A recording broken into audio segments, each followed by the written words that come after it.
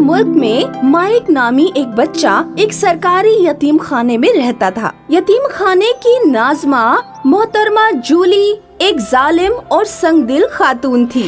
سارے بچے قطار میں کھڑے ہو جائیں، اگر کسی نے شور کیا یا کھانا حاصل کرنے کی جلدی کی تو اس چمچ سے ہی ماروں گی۔ جولی یتیم خانے میں رہنے والے بچوں اور بچیوں کو صرف ایک چمچ دال اور 2 عدد روٹیاں دیتی تھی۔ خوف کی وجہ سے کوئی بھی زیادہ دال یا روٹی مانگنے کی گستاخی نہیں کرتا تھا۔ ایک روز جب مائک اپنی دال کی پیالی لے کر اپنی میز پر جا رہا تھا تو پیالی اس کے ہاتھ سے چھوٹ کر زمین پر گر پڑی۔ ساری دال زمین پر بکھر گئی۔ مائک خالی پیالی لے کر دوبارہ جولی کے پاس پہنچا۔ خالہ جان، میری دال گر گئی، مہربانی کر کے مجھے دوبارہ دال دے دیجیے۔ تمہاری اتنی ہمت، تم نے دال گرا کر برباد کر دی اور پھر سے دال مانگنے آ گئے۔ تم کو کسی بھی حالت میں دال نہیں ملے گی، لیکن فرش گندا کرنے کی سزا ضرور ملے گی۔ رات میں جب خوفناک ہوائیں چل رہی تھی اور برف گر رہی تھی تو ناظمہ جولی نے مائک کو یتیم خانے کے باہر کھلے میں چھوڑ دیا۔ ایک رات جب ٹھنڈ میں کانپو گے تو دال گرانا بھول جاؤ گے۔ اتنا بولتے ہوئے جولی نے دروازہ بند کر دیا۔ مائک خوفناک سردی سے کانپنے لگا۔ جب اناتھالیہ میں مائک کی دوست ماریا نے کھڑکی سے دیکھا کہ مائک کو باہر کھڑے ہونے کی سزا دی گئی ہے تو وہ خاموشی سے ایک کمبل مائک کو دینے یتیم خانے سے باہر جانے لگی۔ لیکن جیسے ہی اس نے دروازہ کھولا، یتیم خانے کی ناظمہ جولی نے اسے دیکھ لیا۔ اچھا، تو تم بہت رحم دل اور سخاوت پسند بن رہی ہو۔ اندر چلو، اب سے 3 دن تک تمہیں کھانا نصیب نہیں ہوگا۔ بیچاری ماریا مائک کی کوئی مدد نہیں کر سکی۔ مائک سڑک پر بھٹکتے ہوئے ادھر ادھر چہل قدمی کرتا رہا۔ اس نے دیکھا کہ سڑک کے کنارے ایک کتا کچھ کھینچ رہا ہے۔ مائک نے کتے کو ہٹا کر ایک پتھر سے زمین کو تھوڑا کھودا تو اسے زمین کی گہرائی میں ایک رضائی مل گئی۔ اس سے کام ہو جانا چاہیے۔ مائک ایک پل کے نیچے رضائی اوڑھ کر سو گیا اور کتے کو بھی خود کی رضائی میں سلا لیا۔ مائک کو گرم رضائی میں بہترین نیند آئی۔ صبح جب وہ جگا تو ناظمہ جولی اس کے سامنے کھڑی تھی۔ بہت آرام فرما لیا، چلو یتیم خانے میں چلو۔ جولی نے مائک سے اس کی رضائی چھین لی۔ رضائی تو بہت لاجواب ہے، یہ اس نامعقول کو کہاں سے مل گئی؟ اس رات ناظمہ مائک کی رضائی خود اوڑھ کر سو گئی۔ اسے ایک خواب آیا کہ کتے نے اس کی ٹانگ میں کاٹ لیا ہے۔ جولی کی آنکھ کھل گئی۔ کتنا واہیات خواب تھا، یا اللہ! 8 بج گئے اور میں ابھی تک سو رہی ہوں۔ جولی جیسے ہی کمرے کے باہر گئی، ایک کتا بھونکتا ہوا اس کے پاس آیا اور جولی کے پاؤں میں کاٹ لیا۔ جولی کو ڈاکٹر کے پاس جا کر سوئی لگوانی پڑی۔ ایک تو اتنا واہیات خواب آیا اور حد تو یہ ہے کہ وہ سچ ہو گیا۔ جولی اگلی رات پھر وہی رضائی اوڑھ کر سوئی۔ اسے خواب آیا کہ وہ پہلے مالے کے زینے سے نیچے گر گئی ہے۔ جولی کی آنکھ کھل گئی۔ آج میں پھر دیری سے سو کر اٹھی ہوں اور میں نے پھر ایک واہیات خواب دیکھا ہے۔ جولی اس دن بہت سے جینے چڑھی اور اتری، لیکن شام کو جب وہ پہلے مالے پر کتابوں کو صاف کر رہی تھی تو نیچے اس کی بہت پرانی دوست ملنے آ گئی۔ جولی خوشی خوشی نیچے اتری اور زینے سے اس کا پاؤں پھسل گیا۔ اس بار جولی کی پیشانی پر چوٹ آئی۔ جولی کی دوست اسے ڈاکٹر کے پاس لے کر گئی۔ تمہارے پاؤں میں بھی پٹی بندھی ہے اور اب سر پر بھی، کیا بات ہے؟ پتہ نہیں، پچھلے 2 دن میں 2 واہیات خواب آئے اور دونوں ہی قبول ہو گئے۔ پچھلے 2 دن میں؟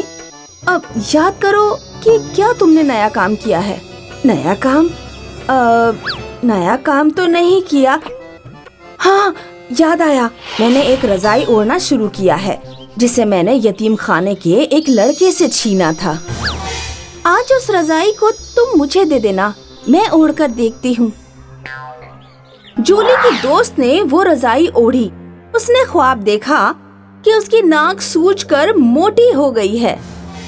अगले रोज जब वो नाश्ते के लिए जा रही थी तो बाहर से आई एक मक्खी ने उसे नाक पर काट लिया और उसकी नाक सूजकर बिल्कुल वैसी ही मोटी हो गई जैसे उसने ख्वाब में देखा था। इस रजाई को ओढ़कर जो भी ख्वाब आता है वो सच हो जाता है।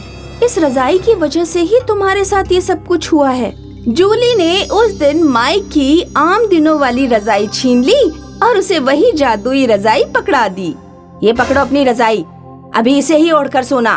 माइक वो रजाई पाकर बेहद खुश हुआ।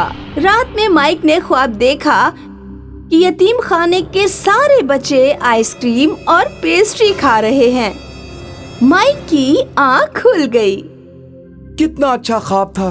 कितने सालों से हमने आइसक्रीम और पेस्ट्री की शक्ल भी नहीं देखी। काश ये ख्वाब सच हो जाता। उस दिन यतीम खाने में बाहर से एक रईस जोड़ा आया और उसने यतीम खाने के सभी बच्चों को आइसक्रीम और पेस्ट्री खिलाई। ये तो कमाल हो गया। मैंने जो ख्वाब देखा वो सच में सच हो गया। कहीं ये वो रजाई की वजह से तो नहीं हुआ? माइक ने सारी बात अपनी दोस्त मारिया को बताई। ये कैसे मुमकिन है? मेरा यकीन करो, मैं सच कह रहा हूँ। ठीक है, अगर ये दुरुस्त है तो ठीक है। कल ये रजाई मैं ओढ़कर देखूंगी और मैं चाहती हूँ कि मैं ख्वाब में देखूं कि नाज़मा जूली यतीम खाना छोड़कर चली गई है और उसकी जगह कोई रहमदिल और मोहब्बत से भरी हुई नाज़मा आ गई है। नाज़मा जूली पीछे खड़ी होकर माइक और मारिया की सारी बातें सुन रही थी। अच्छा, तो तुम दोनों इस रजाई के जरिए ख्वाब देखकर मुझे यहाँ से निकलवाना चाहते हो, लेकिन फिक्र ना करो, मैं तुम्हारा ख्वाब पूरा होने ही नहीं दूंगी। नाज़मा ने माइक से जादुई रजाई छीन ली और उसे फाड़ने की कोशिश करने लगी, लेकिन रजाई न चाकू से फटी और न कैंची से कटी। या अल्लाह, ये रजाई तो किसी भी जरिए से फट नहीं रही है। चलो इसको मैं कचरे वाले को दे देती हूँ।